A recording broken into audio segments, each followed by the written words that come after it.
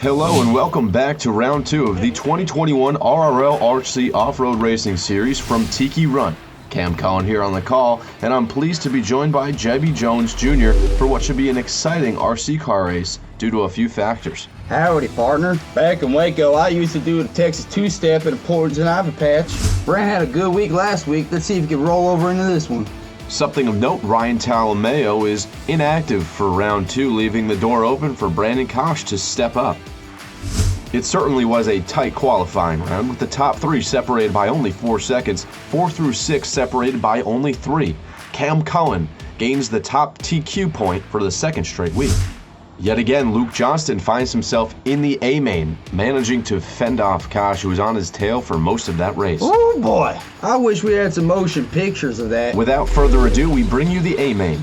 Race forecast calling for real field temperature of 88 degrees. Keep an eye on that 13-mile-per-hour wind, could become a factor over that jump. How about this angle? I'm calling this the Cam. A-main starting grid looks a lot similar to round 1. That's because it hasn't changed, folks. This is gonna be good. On your mark, get set, go. And they're off at the round 2 A-main. Cullen clips the pipe on the second turn. So much for that TQ for Cullen. Over the Tiki jump they go. Oh, and Cullen gets it wrong over the jump. We already got our first replay, Jebby. Cullen simply takes it too far inside and it sends him off center. Luco's chip a beer. As we take a look from the Cam, not even a lap in, and Post is back to first place, just where he left off from last week. Is it Groundhog Day? He got the lead again. And coming up on the jump, 1, 2, and 3 go. Luke Johnson not far behind, but he gets it very wrong. Looks like that straightaway just bumped him off his marker. Luke wish he got that one back. You gotta roll that throttle over, not punch it. Here they come through the chicane. 1, 2, and 3 still sticking together here. That is before Chip Louisa flips it over. Post goes over the jump, followed by Cullen, who can't seem to get that jump right early, costing him more time. The jump takes another. Oh, snap! That's no bueno. And what a hard fall that was. Let's go to the replay. Hell, his angle looked good at first, but then a bump threw him off at the jump. Things started to fall apart for Johnson in that TLR. His nightmare continues. Approaching 1 minute down in this race, and only a few seconds separate 1 through 3, but Post is where everyone else really fears him, and that's in that one spot. Cullen cannot get that jump right, nor can Chip Louisa, as he just manages to avoid wrecking Post. Luke also struggles over the jump. Brent extends his lead now to at least about 3 to 4 seconds. Brent might be racing for history, but I still want his car checked for steroids pronto. As we see Cullen get that turn off the back straight wrong. Brent, a mistake-free race thus far, minute and a half down. Cullen's going to have a lot of work to do if he wants to get back into the mix for first in this one. Cullen got a lot of racing left. He just needs to keep the wheels on the ground and just keep plugging away. Make sure you never miss a race as RRLRC brings you the 2021 Off-Road Racing Series. Subscribe to our channel and make sure you ring the bell for all of the action to see who is going to win it all. Yeah! You know, Cullen just looks so uncomfortable going over that jump. It seems as though that first 1 or 2 laps seem to really mess with his head, and he's having inconsistent time on that jump. He can't get it right. He might consider putting some air vents in his car to make it more aerodynamic. Oh, look out. Another Marshall for Cullen. That is a race high 3 Marshalls already for him. That's 3 too many. And Cullen's problems mean Chip Louisa still hanging around in that 3 spot. He's in a position to potentially make the pass on Cullen if there is another slip-up. Johnston gets it wrong over that jump as well. Oh, and what a miraculous move by Louisa, managing to keep it on all 4s. Brant's taking him to school on that jump. Taking a look at our race leader Post, smooth and steady over that jump pretty much for the entire track. The only real thing Post needs to look out for here is this. Luke Johnston flying over, nearly taking out Post. How much did Cullen pay Johnson to try that little chestnut? Hopefully nothing, Jebby. Meanwhile, lap traffic for the second place car. That's Johnston in front of Cullen. Through the chicane they go. This is where Luke likes to be tricky on the track. And Johnston shoots himself in the foot. Nevertheless, he jumps the barrier and maintains his position. Cullen still trying to make a pass, a bump.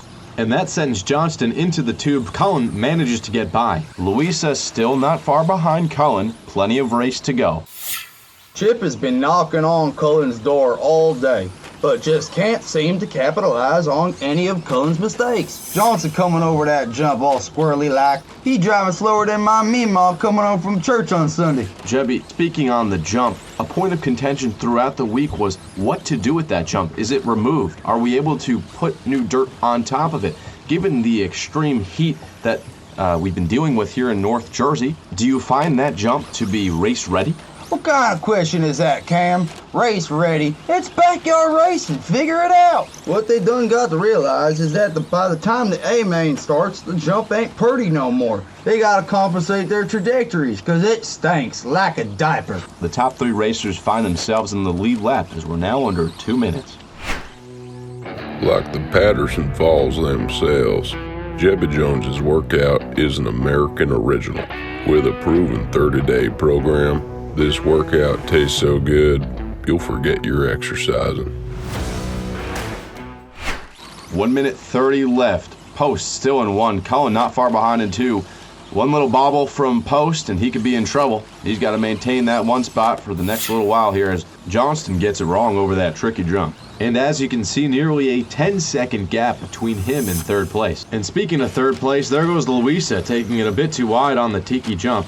And this is what might do it for Cullen. An oversteer leads to a potential fatal blow to any hopes of coming back in 1st place. As we're less than a minute left in this one. That TLR taking a beating today. Johnson, I think, needs a breathalyzer.